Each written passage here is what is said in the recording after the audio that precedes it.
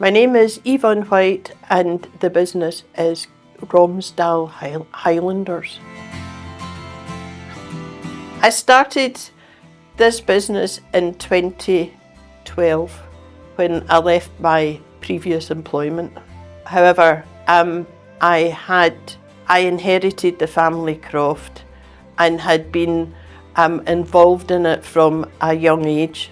The work on a croft when you're working with livestock is you need to keep abreast of science and new technical, not discoveries, but new technical bits of kit, if you like, and that's all linked into animal welfare.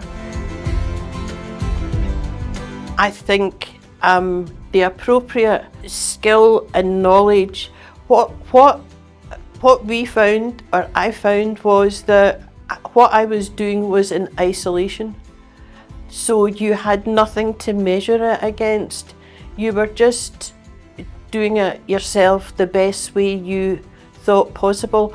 Obviously listening to people that had cattle, etc. And I'd been brought up with cattle, but with regards to the Highlanders, so starting to, since the grass sealing project and taking them to the Highland cattle show and sale, the biggest thing about that, it wasn't winning rosettes. That was funny, winning rosettes, but I'm not really into it. But the biggest thing was there were people that were really experienced in the area.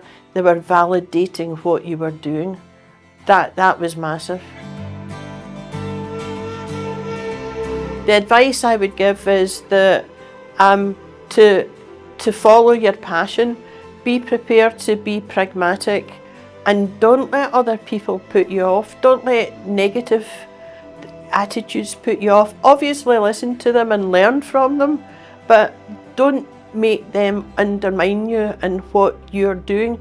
You might end up with a different product from what you envisaged you would, but it's your journey and it's your passion.